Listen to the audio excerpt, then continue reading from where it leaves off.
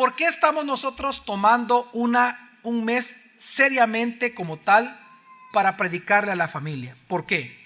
Porque si algo es claro en la Biblia, es que familias sanas producen naciones sanas. Y si algo nos enseña también la Biblia, es que estas familias sanas solo son un producto de la enseñanza bíblica y de la obediencia a los propósitos y a los mandamientos que en la palabra de Dios hay. Por eso es que las familias deben acudir como familia a la iglesia. Por eso es que a mí me encanta cuando yo veo entrar y más personas que conozco de años con su esposa. Yo conozco aquí bastantes personas, gracias a Dios me ha permitido conocerlas de hace ya 17 años, que nos conocimos solteros y ya tenemos familia, y yo veo cómo entramos los dos, cada uno con su esposa, con sus hijos. Es hermoso. Es decir, ¿por qué venimos a la iglesia en familia? Porque familias sanas producen naciones sanas. Es parte del propósito de Dios sobre nuestra vida en habernos creado, que como familia nos sometamos a Dios. Por eso es que el rol de las iglesias, fíjense, cada iglesia local, en cada país, cada iglesia local, es precisamente capacitar a las familias a través del evangelio para que sea en la familia y a partir de la familia que cada uno de ellos sea sal y luz de nuestra nación. La manera en que Dios ha determinado que el reino de Dios se expanda en un país, en este caso en El Salvador, es a través del seno familiar. El evangelio, antes de predicarlo afuera, primero hay que predicarlo ¿dónde? Dentro, en casa. Y es predicando a nuestros hijos que nos aseguramos que el día que nosotros ya no estemos en este mundo, nuestros hijos sigan temiendo a Dios y cumpliendo la misión que ellos tienen, particularmente también de establecer el reino de Dios en la tierra. Amén. Entonces, precisamente las iglesias locales estamos para capacitarlos a ustedes para que hagan la obra del ministerio. Y eso precisamente es lo que nos motiva a nosotros a hacer un mes de la familia. ¿Cómo lo estamos haciendo? Y es que no podemos olvidar algo, que el propósito de la creación es precisamente llenar la tierra con el conocimiento de Dios. Mire, Habacuc capítulo 2, versículo 14 dice de manera interesante lo siguiente. Porque la tierra estará llena del conocimiento de la gloria del Señor, como las aguas cubren el mar. Dios dice que en su momento, obviamente a través del pecado, mientras el pecado está en el mundo no se puede ver eso. Pero Dios dice, tan cierto es que así como las aguas del mar cubren, precisamente las aguas cubren el mar, así de cierto es que va a haber un día en que la tierra entera estará llena ¿del qué? Del conocimiento, pero ¿de qué? De la gloria del Señor, de la gloria de Dios. Ahora, ¿por qué menciono este versículo? Porque usted tiene que entender que esa es la razón de Dios haber creado la creación. Usted nunca se ha preguntado, ¿por qué Dios creó la creación? ¿Acaso Dios estaba aburrido? ¿Acaso Dios se sentía solito? No, Dios es Dios, Él existe por sí mismo. Él se autosatisface consigo mismo, Él es feliz consigo mismo. No hay nada externo o fuera de Dios que lo complemente, que lo complete a Él. ¿Me doy a entender, mi familia? Entonces, ¿para qué Él creó la creación si Él ya estaba completo? Para Él ser glorificado por medio de la creación. Es decir, Dios creó toda la creación para que toda la creación fuera llena del conocimiento ¿de qué? De la gloria de Él. En otras palabras, para que Él fuera glorificado a través de esa creación. ¿Por qué menciono eso? Porque si usted entiende entonces que ese es el propósito de la creación, anunciar la gloria de Dios, y si el matrimonio también lo entiende usted como parte de esa creación, entonces significa que el propósito del matrimonio es el mismo. El propósito del matrimonio, el propósito de que Dios lo casó con ese viejito que está a la par suya, lindo, hermoso, con esa persona que está a la par suya, con esa mujercita que está a la par suya tan chula, precisamente el propósito de Dios es que a través de ustedes, de ese matrimonio, el Salvador sea lleno ¿de qué? Del conocimiento ¿del qué? De la gloria de Dios. Es decir, Dios lo que pretende es que a través de su matrimonio, en este país donde Dios lo ha colocado, Usted enseñándole el evangelio a sus hijos y luego a los vecinos o en su lugar de trabajo, El Salvador poco a poco en cada sector social se está llenando del conocimiento de la gloria de Él. Pero todo parte ¿en dónde? En la familia y en el matrimonio. Por eso es que ambos buscan juntos a Dios, porque nace del matrimonio lo que en una sociedad se refleja. Entonces, precisamente una de las cosas que usted no puede obviar, nunca olvidar, es que Dios creó la familia para llevar a cabo este mandato cultural de llenar la tierra del conocimiento de la gloria de Dios. Amén, mi familia. Y es que mire, cuando nosotros vemos que Dios instituye el matrimonio y vemos los mandamientos que le da al matrimonio, podemos ver claramente eso en dichos mandamientos. Hay dos pasajes que usted debe identificar en la Biblia que habla del propósito y de la misión, por sobre todo, que tiene el matrimonio. Y es Génesis 1:28 y Génesis 2:15. Dice así 1:28. Luego Elohim los bendijo y les dijo Elohim: fructificaos y ¿qué más? Y multiplicaos. En otras palabras, llenad la tierra. ¿Y qué más? Sojuzgadla. Dominad sobre los peces del mar y las aves de los cielos y sobre todo ser vivo que se mueve sobre la tierra. Este es parte de los mandamientos que Dios le delegó al matrimonio. Pero también hay otro, Génesis 2:15, que también dice: tomó pues el Señor Elohim al hombre y lo puso en el huerto de Edén. ¿Pero para qué? Para que lo cultivara y lo guardara. Fíjese bien, a estas tareas que Dios designó a Adán y a Eva, en teología, en ciertos círculos teológicos, se le llama, digan conmigo, el mandato cultural o el mandato de la creación. Es decir, Dios no creó el matrimonio, oiga esto, solamente para que Adán se satisfaciera sexualmente. No, ¿verdad? Ambos, no. Dios creó el matrimonio para que la tierra fuera llena del conocimiento de la gloria de Dios. Amén.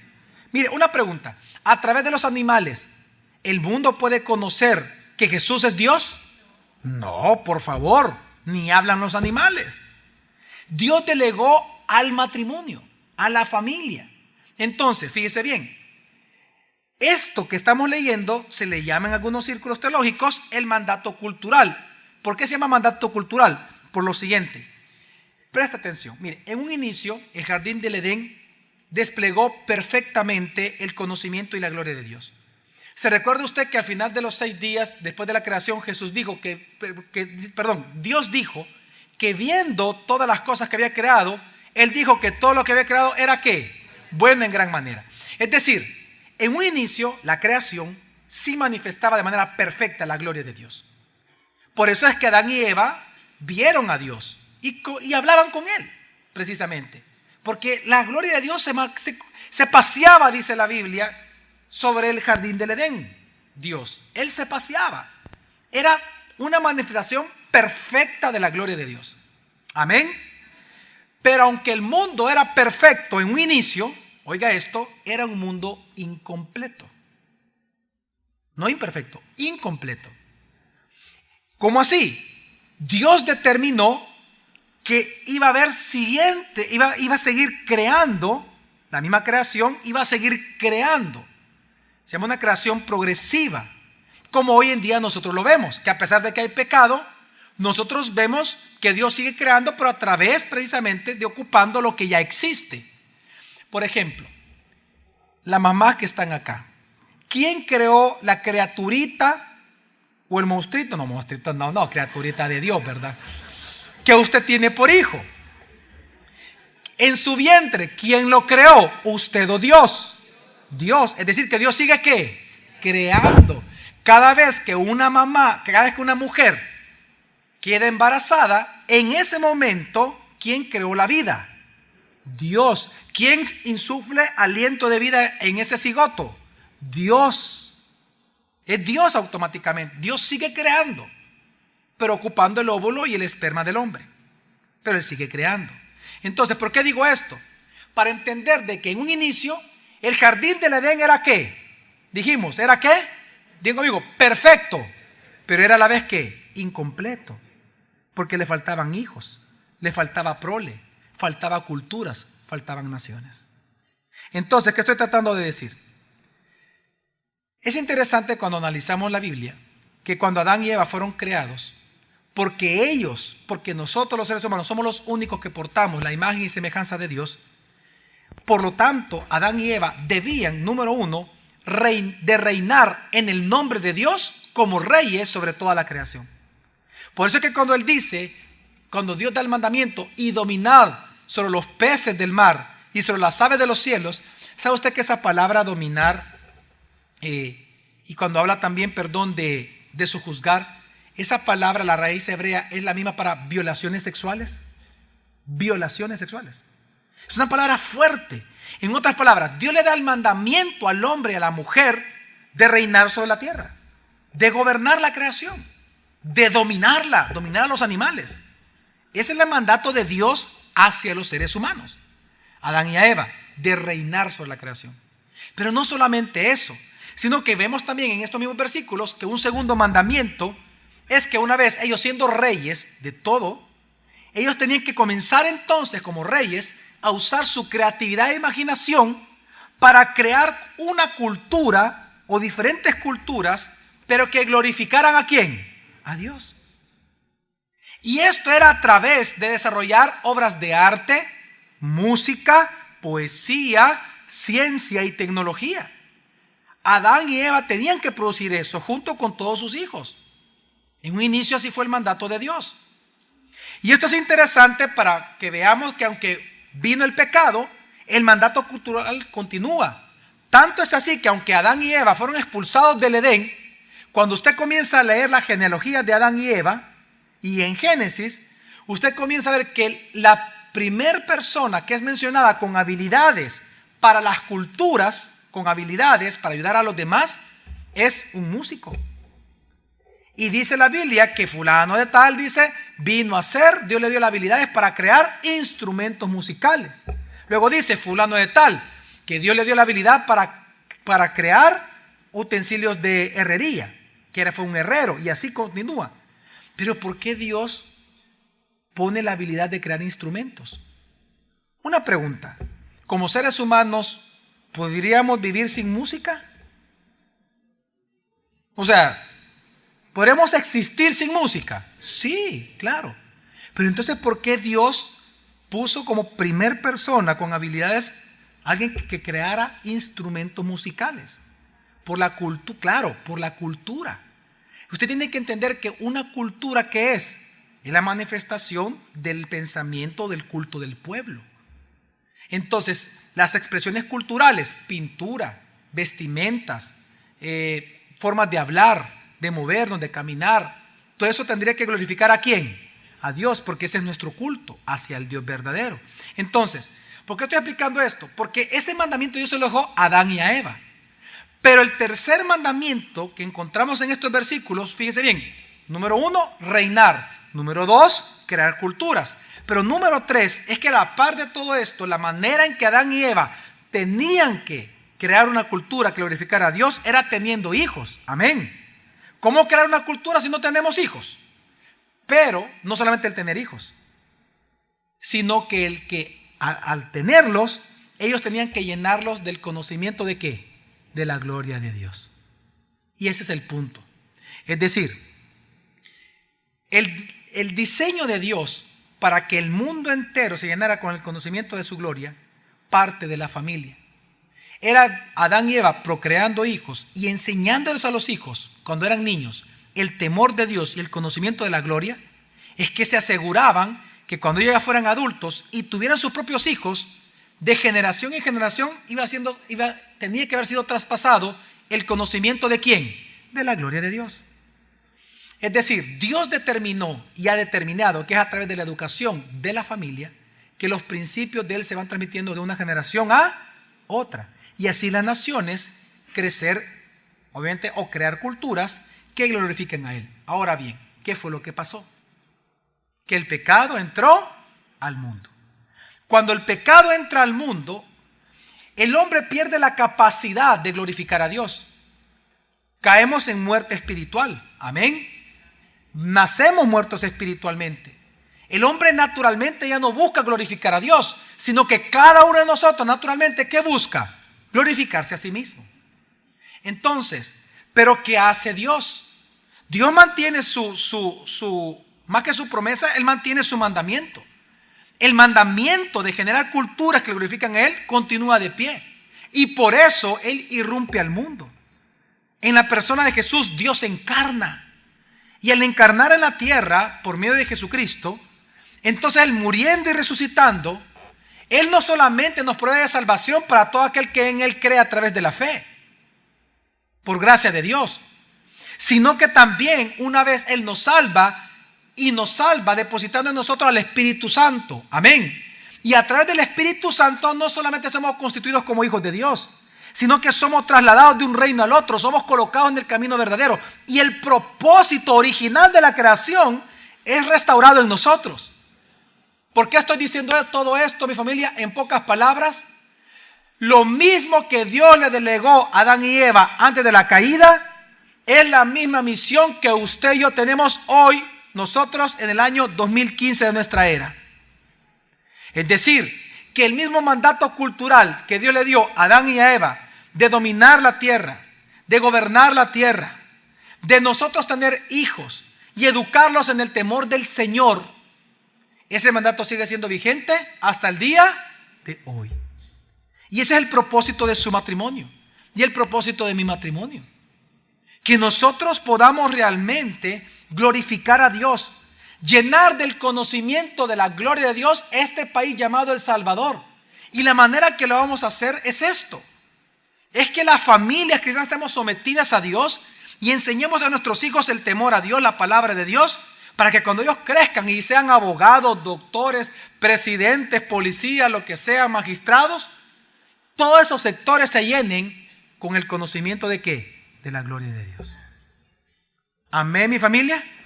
Ahora, precisamente para entender, o más que entender, para lograr esto, hay ciertos principios que entonces tenemos que entender que Dios estableció en la familia desde el Génesis. Porque una pregunta: ¿cuántos realmente, más que cuántos, sí, cuántos realmente genuinamente quieren cumplir el mandato de Dios, o les ha quedado claro que el mandato de Dios es llenar la tierra, en este caso El Salvador, con el conocimiento de Él, que ese es el llamado de la familia y el matrimonio? ¿Cuántos tienen claro eso? Ok, no, una vez más, ¿cuántos tienen claro que la misión del matrimonio es esa? ¿Sabe por qué les pregunto? Porque voy a hacer un paréntesis. ¿Por qué ustedes se casaron? Los que ya están casados.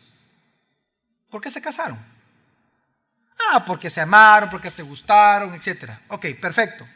Voy a cambiar la pregunta. ¿Para qué se casaron? Para tener sexo.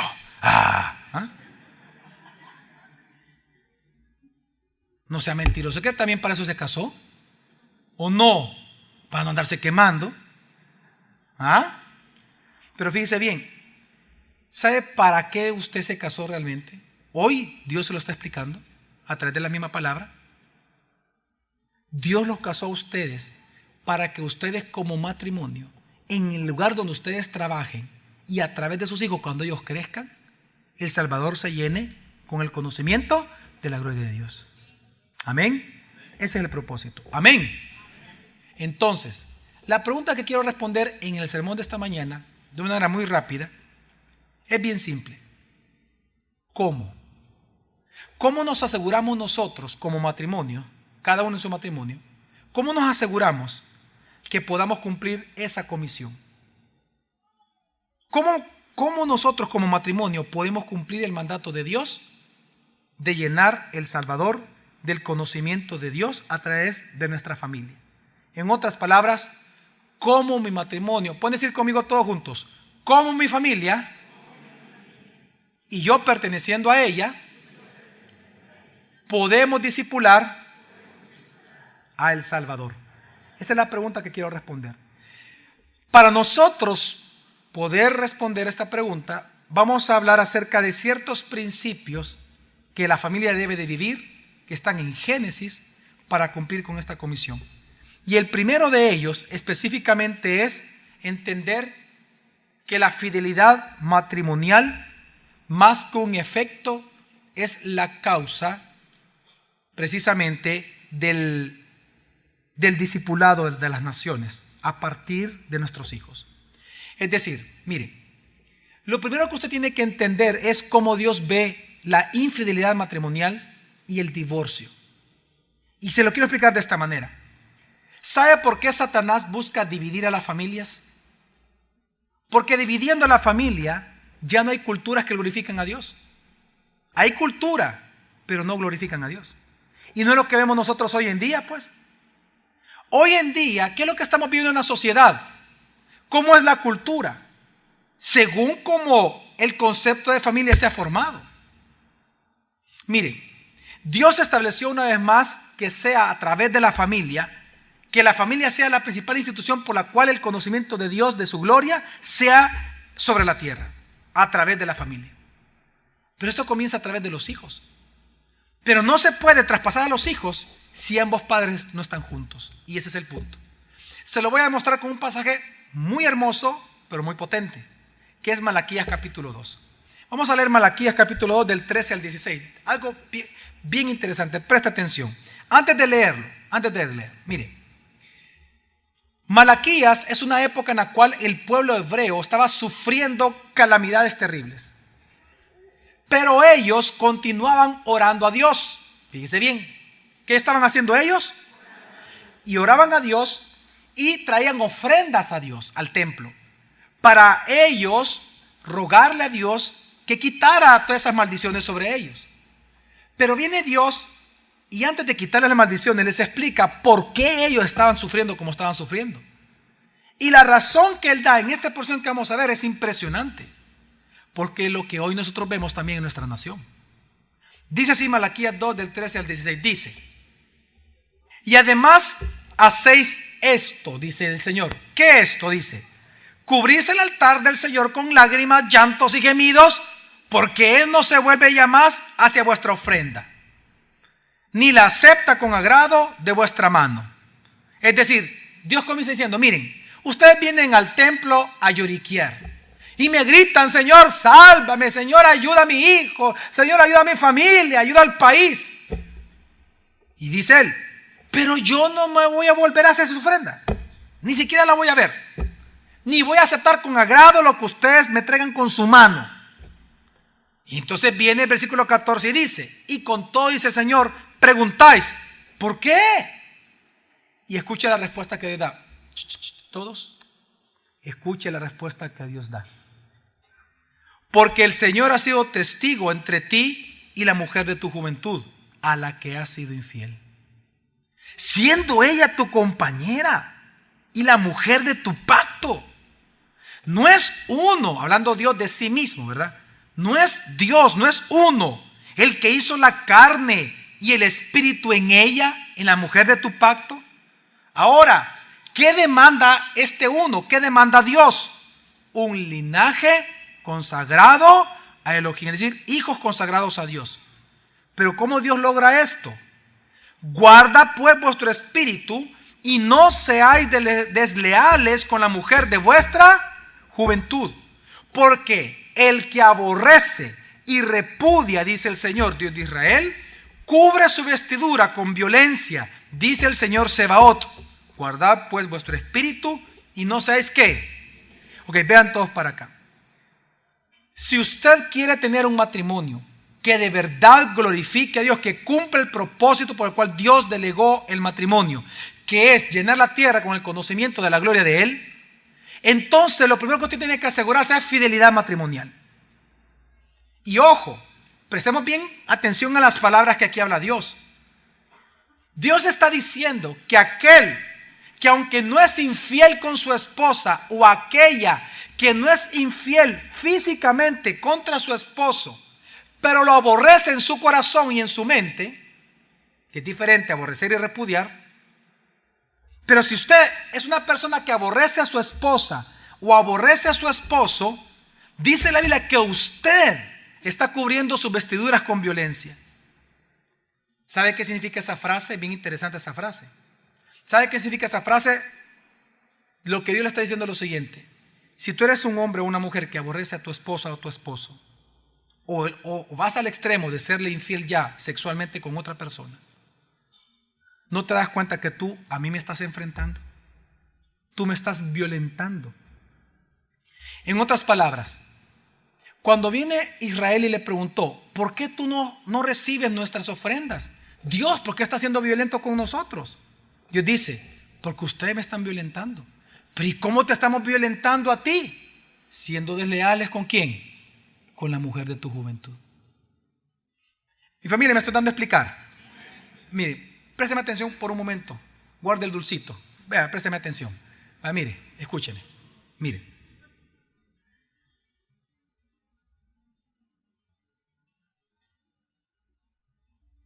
Nosotros muchas veces como familia no entendemos lo que nosotros estamos trayendo a sí mismos sobre nuestra nación. Cuando en un matrimonio cristiano hay un aborrecimiento por sobre la pareja, y ese aborrecimiento en el futuro o en el presente te lleva a adulterar, tú te estás enfrentando contra Dios. En otras palabras, cubrir nuestras vestiduras con violencia es, en otras palabras, es enfrentar, es violentar a Dios, es pelear contra Dios. En otras palabras, es querer violar a Dios.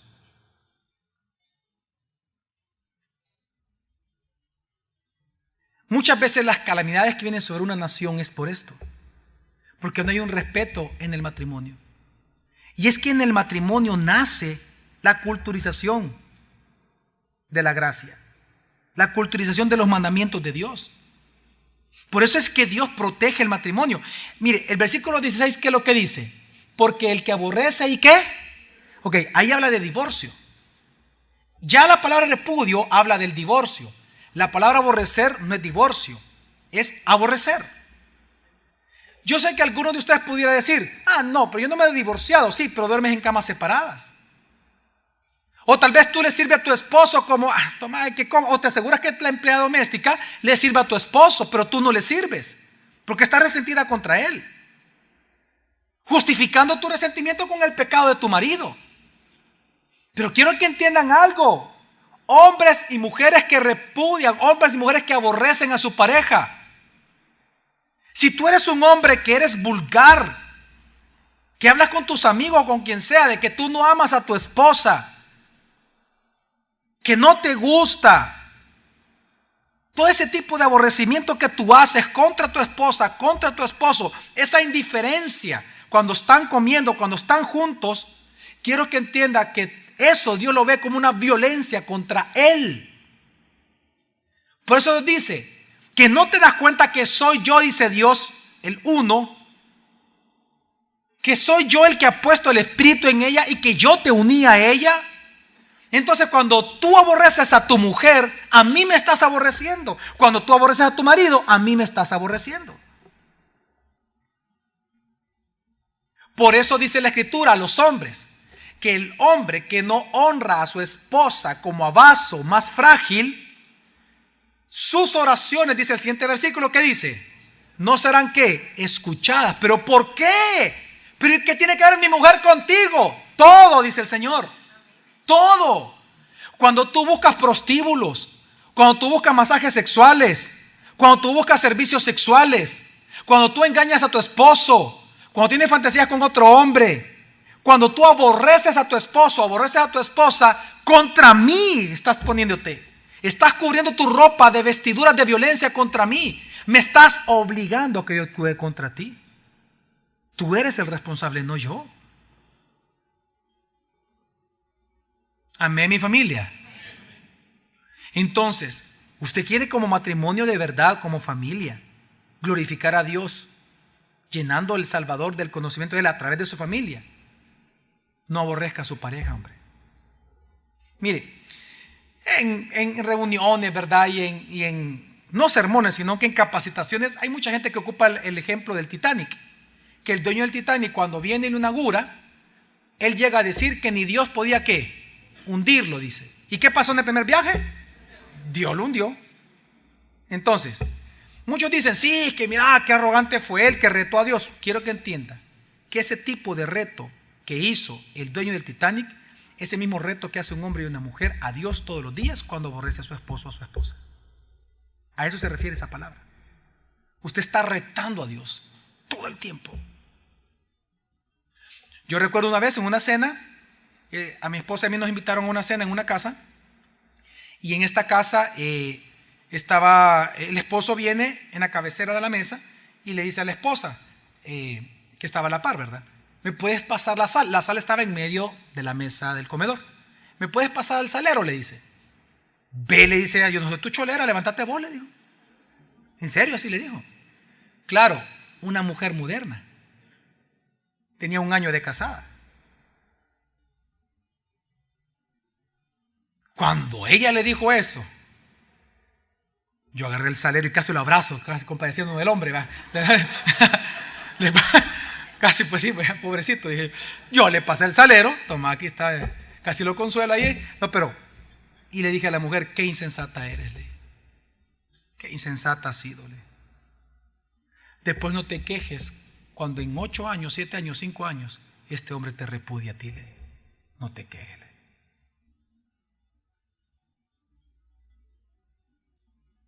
Usted puede decir, sí, pastor, pero eso es recién casado. Vamos a otra historia. Yo estaba una vez en una consejería, esto fue, mire, son de las consejerías más tristes en las cuales yo he estado, pero es por la transparencia con la cual este hombre habló. Y lo voy a decir con mucho respeto y por eso es que estos cultos son para adultos o jóvenes adultos, y el de los niños o jóvenes está interfase y niños en su propio culto. Vaya, mire.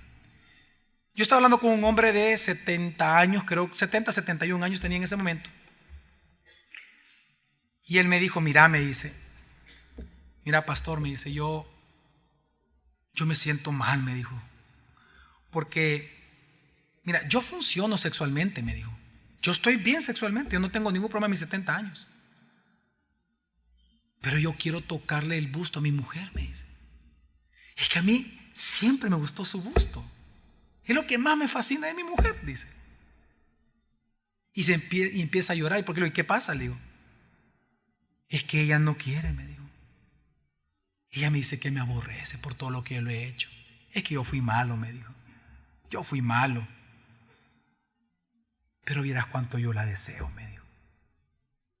Llegó la señora y le dice, déjame, le dice. Tengamos una noche. Déjame, si yo te amo, le dijo. No, viejo chuco, le dijo. Yo a vos no vas a dejar que me toques, le dijo. Y la señora de 70. Calmate, mis universos, vea.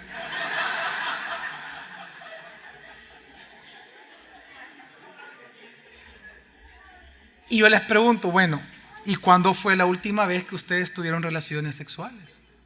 Hace 27 años, pastor. Pero la señora usted la viera, aleluya, gloria a Dios, cantando en la iglesia, sirviendo, pero ni siquiera está cumpliendo la parte más básica del matrimonio, que delante de Dios va a rendir cuentas todos los que están acá. El no aborrecer al esposo y no aborrecer a la esposa. Por más problemas que tengan, por más infidelidad que tengan, el divorcio no vale. Ante Dios es resistir para su gloria. Es perdón constante todos los días. ¿Y sabe que por más de 30 años estaban durmiendo con camas separadas? 30 años.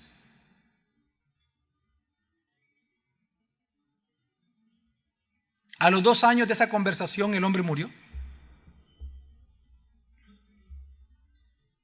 Yo le pregunté a la señora, ¿qué pasó? Le dije. ¿Logró usted cumplir? Lo hice, me dijo. La felicito. ¿Y cómo se sintió? ¿Sintió que lo ama? Sí. Volví a sentir que realmente yo siempre lo amé a él. Puros resentimientos. ¿Usted quiere cumplir su matrimonio? Que usted quiere cumplir el mandato de Dios para su matrimonio? No aborrezca a su pareja. no repudie a su pareja. No trate de violar a Dios. Amén. ¿Me ha dado a entender, mi familia? Segundo principio que hay que entender, que el matrimonio fue creado para engendrar una prole piadosa. Mire, en el mismo versículo, vamos a leerlo una vez más, solamente el versículo 15, dice así: ¿No es uno el que hizo la carne y el espíritu en ella? ¿Y qué demanda ese uno? Es decir, ¿qué demanda Dios cuando une a dos personas? Esa es la pregunta que está haciendo aquí Dios. ¿Qué es lo que Dios demanda a un matrimonio ya establecido por Él? ¿Qué demanda Dios?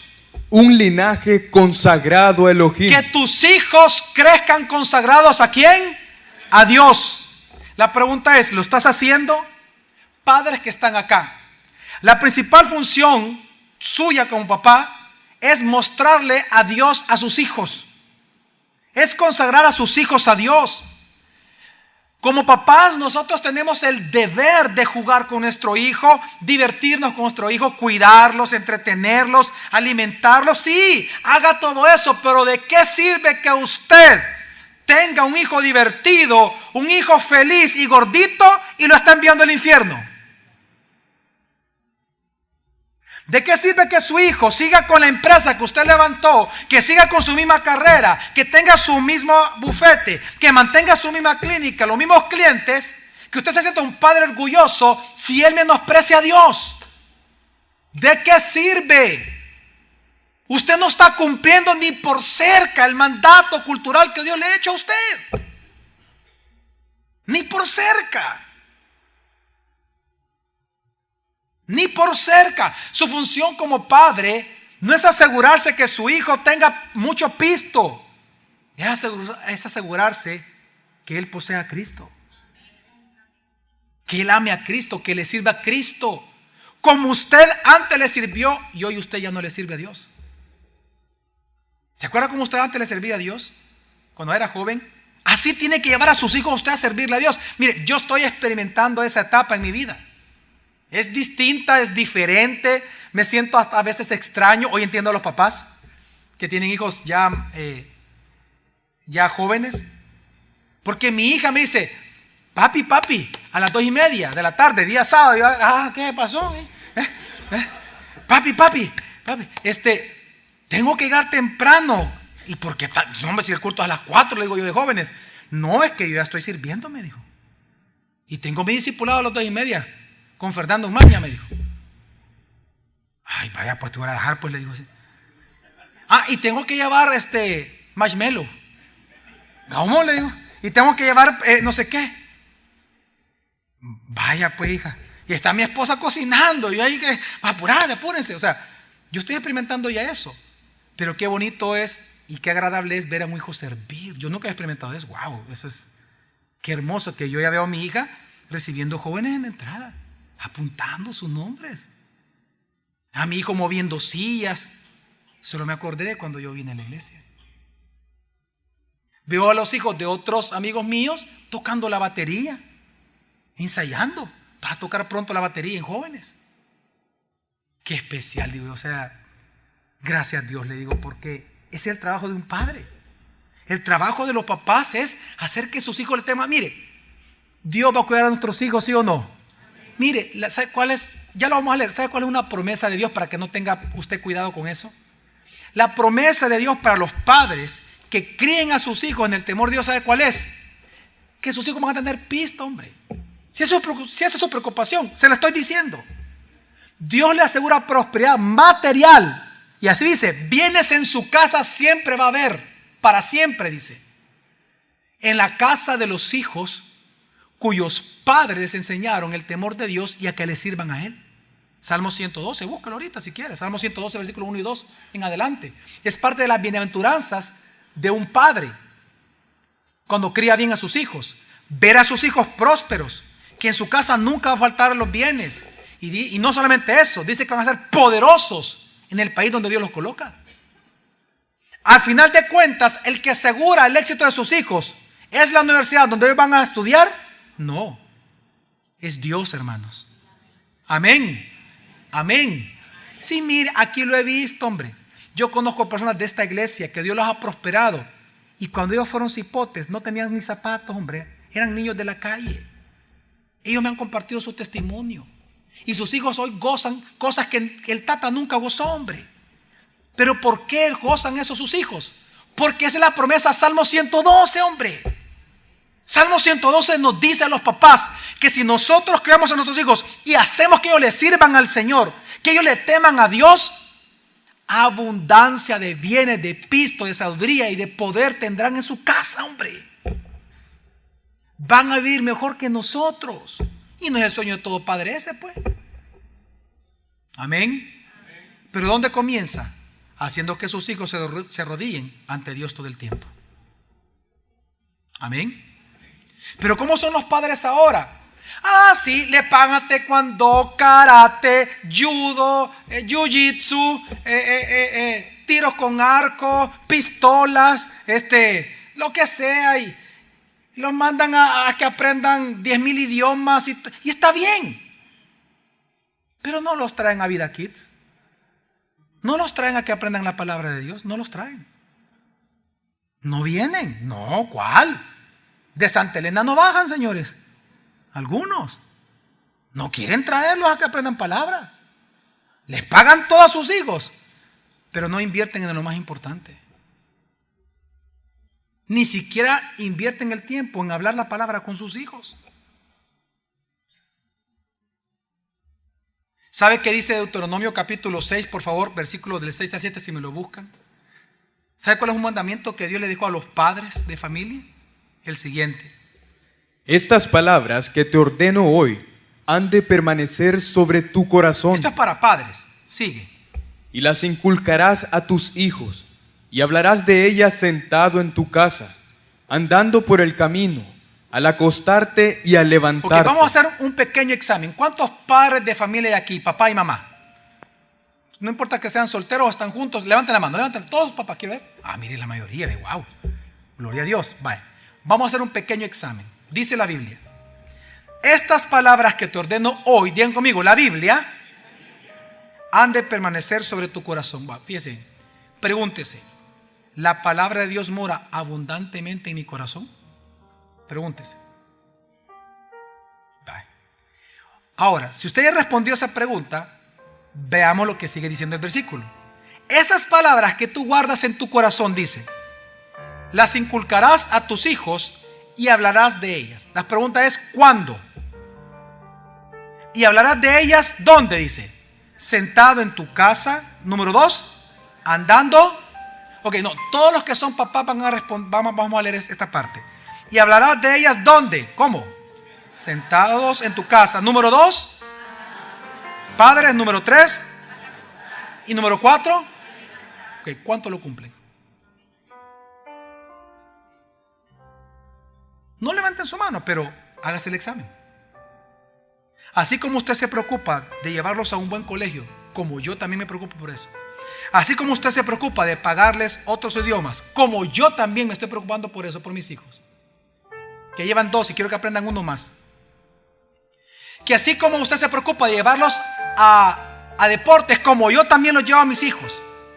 Natación, polo acuático, gimnasia rítmica y muy pronto tiro con arco. Y me han pedido y quiere posiblemente ecuestre. Así como nosotros nos preocupamos por pagarle hobbies a nuestros hijos y deportes a nuestros hijos,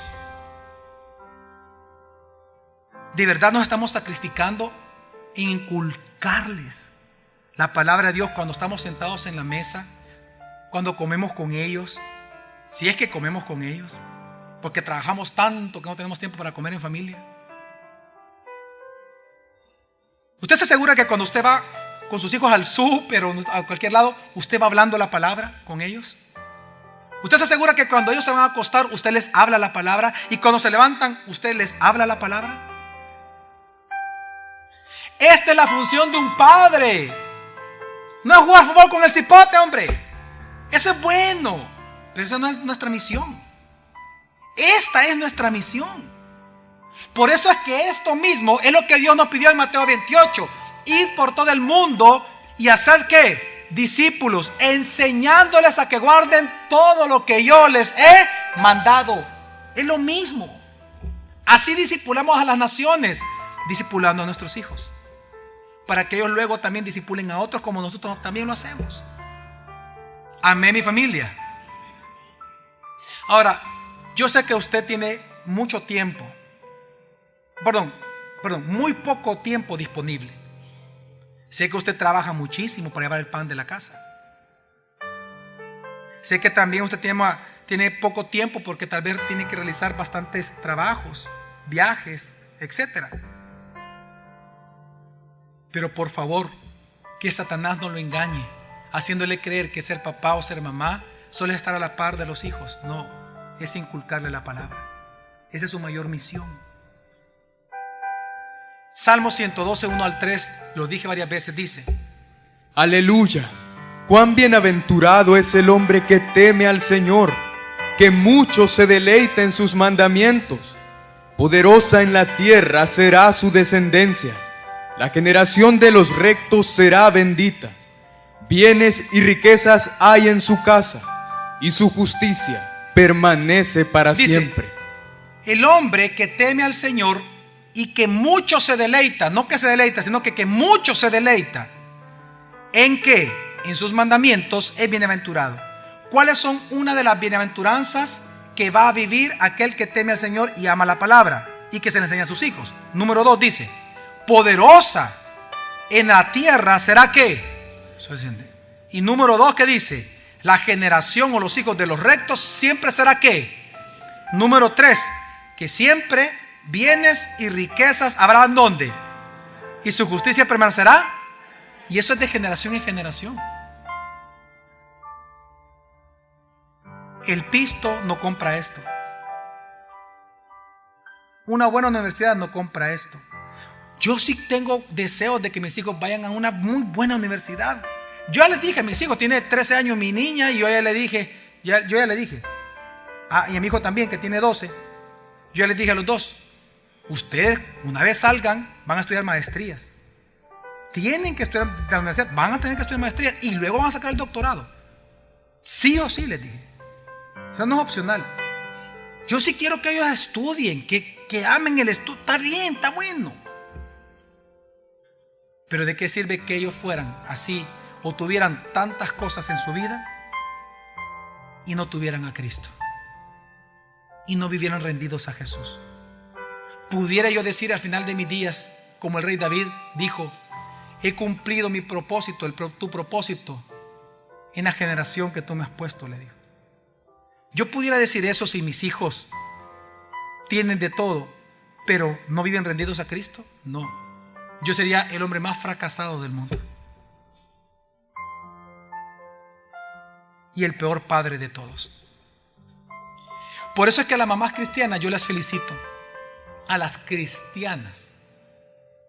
¿Por qué? Porque cuando ustedes enseñan la palabra de Dios a través de la moral y de la ética bíblica, ustedes están asegurando que nuestro país no se corrompa más de lo que ya está. Si todavía hay familias en El Salvador como nosotros, que amamos la rectitud y la justicia, ¿sabe a qué se debe? A las mamás cristianas. El mandato de Dios, cuando Moisés estaba en el monte Sinaí y Dios le habló, el mandato de Dios a Moisés fue que esas palabras que él estaba escuchando, primero tenía que enseñárselas a la casa de Jacob y luego a los hijos de Israel. Bien conmigo, casa de Jacob e hijos de Israel. Pero resulta que Israel y Jacob es la misma persona. Pero Dios separó. Jacob era el nombre de antes y luego Dios se lo cambia ¿a qué? A Israel.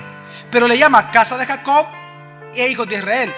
Es que en la cultura judía, la casa, por ejemplo, de René se refiere a la esposa y a sus hijos, mientras que a los hijos de Israel se refiere a los hombres. Entonces, quiero que entienda algo. En el Sinaí Dios manifestó algo hermoso, que la primer persona o la manera en que Dios perpetúa de una generación a otra su palabra y su temor es a través de las madres. ¿Sabía usted que la ley primero fue enseñada a las mamás? A la casa de Jacob. Moisés tuvo que haber reunido a todas las mujeres primero, antes de enseñarle a los hombres la ley. Él tuvo que haber reunido a todas las mamás, a todas las mujeres. Vengan acá. A partir de ahora esto van a enseñar, como dice Éxodo, lo van a ver en pantalla. Esto le tienen que enseñar a los niños todos los días. ¿Y qué es lo que las mamás tienen que decirle todos los días a los niños? Ahora pues, si en verdad escucháis hoy la voz de Dios y guardáis el pacto, ustedes serán especial tesoro para Dios entre todos los pueblos, porque de Él es toda la tierra. Y vosotros seréis para mí un reino de sacerdotes y una nación santa. Esto tenían que las mamás enseñarlo todos los días a sus hijos, el temor de Dios.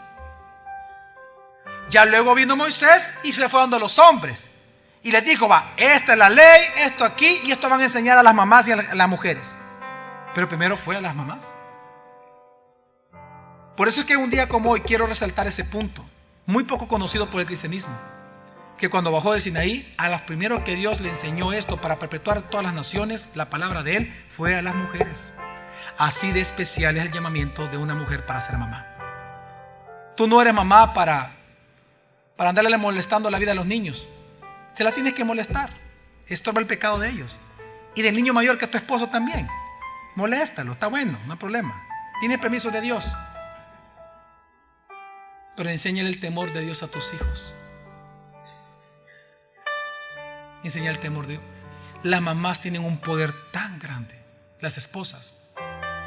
Por eso se llaman ayuda idónea, porque tienen el poder o de levantar a un hombre para la gloria de Dios o de derribar a un hombre para la gloria de Satanás. Y quiero decirles un secreto, mire, y se lo voy a decir, los hombres no se van a enojar, pero les voy a decir un secreto que los hombres no les decimos a ustedes. Hoy se los voy a decir. Presten atención, mujeres. Cuando una mujer le da un consejo a un hombre, ¿cómo nos ponemos en nuestra carne los hombres? ¿Cómo? Molestos, enojados, ¿verdad? ¿Qué más? ¿Verdad? Así como chúcaros, ¿verdad? Chúcaros, nos ponemos así, saltones, ¿verdad? Chúcaros, ¿verdad? Ok, va, fíjense. Ok. Pero la palabra de Dios es verdadera, amén. Y se cumple, amén. La mujer que se casa siempre va a ser ayuda, ¿qué? Entonces, cada vez que usted nos dice algo, aunque sea un consejo que no queremos escuchar, y aunque usted vea esa reacción, quiero que entienda algo. Jamás esa palabra va a salir de nuestra mente ya. Aunque nos mostremos chúcaros, enojados, le gritemos y hagamos micos y pericos contra usted, la palabra de la esposa es la palabra de la esposa.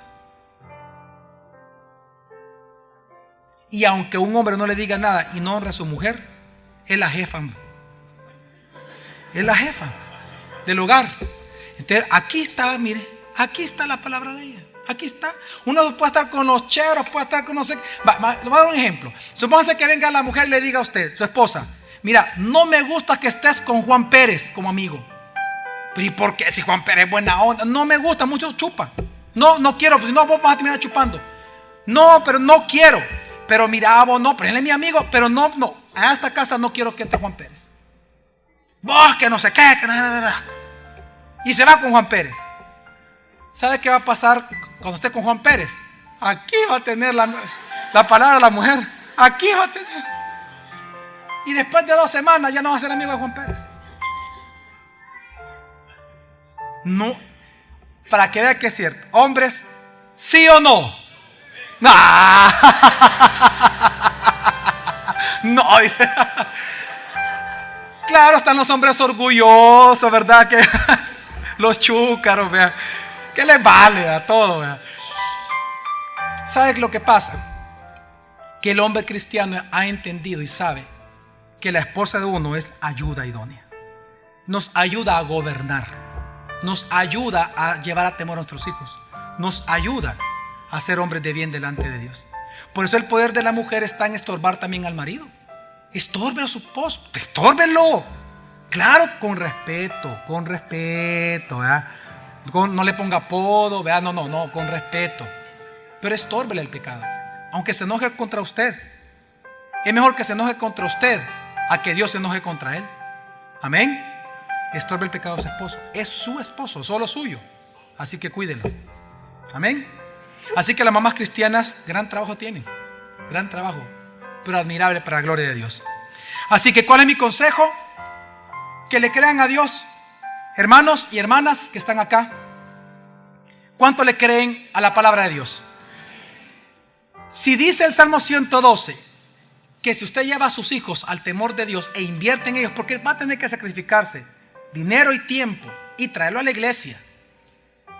Baje, por favor, vea a Santa Elena de aquí, de la Escalón, baje, venga para acá, venga a la iglesia, traiga a sus hijos. Tráigalos a Vida Kids, enséñenle la escritura. Mire, si usted lo hace, ¿sabe qué va a pasar? Que se va a cumplir lo del Salmo 112. Y le quiero dar un ejemplo de cómo se da esto ya en la vida real. En Estados Unidos hay un hombre que se le considera el mejor predicador de todos los tiempos de Estados Unidos. Se le considera el padre del gran avivamiento de los Estados Unidos cuando vino a ser una nación cristiana. Se le considera el mejor teólogo de todos los tiempos de Estados Unidos. Se le considera uno de los más grandiosos filósofos que ha tenido el mundo entero. Su nombre es Jonathan Edwards, nacido en 1703. Pero entre todas las cosas que él hizo, escribir libros, predicó miles literalmente de sermones. ¿Sabes cuál fue la hazaña más grande que él hizo en Estados Unidos? Su matrimonio. ¿Cómo así, pastor? Lo que pasa es que lo que él logró con su matrimonio fue una prole tan grandiosa que bendijo a todo Estados Unidos, sus hijos. ¿Cómo así? Mire, él llegó a comprender, porque él lo predicó, él llegó a comprender de que el Salmo 112 se cumple, que es palabra de Dios, amén, y que Dios no miente, amén. Entonces, él entendió que si él se sacrificaba como padre junto con su esposa, que se llamaba Sara, por sus hijos, para que ellos, oiga esto, pudieran estudiar lo mejor que pudieran, pero bajo el temor de Dios, sirviéndole a Dios en la iglesia, ellos podían producir una prole de bendición para la nación. ¿Y sabe qué es lo que pasó? Se lo voy a decir de esta manera. En tan solo en un periodo de 150 años, solo en 5 generaciones, del matrimonio de Jonathan Edwards y su esposa Sara, de ese matrimonio, en 5 generaciones, salieron 13 rectores de universidades de los Estados Unidos, 65 catedráticos, aparte 100 abogados, aparte 30 jueces de Estados Unidos, aparte 3 senadores de los Estados Unidos, 3 gobernadores de estado, 3 alcaldes, un vicepresidente de los Estados Unidos, líderes bancarios, líderes del sector financiero, líderes del comercio, líderes de la industria y más de 100 misioneros transculturales, y todos consagrados a Dios, viviendo para la gloria de Dios, de un solo matrimonio, para una nación. De un solo matrimonio.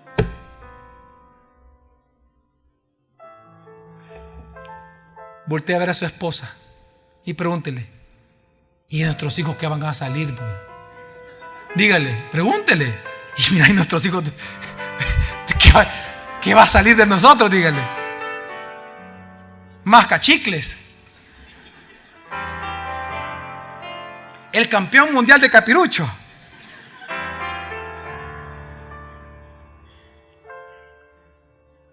Hermanos, ¿esto que surgió de Jonathan Edwards, de su familia, fue un accidente? No.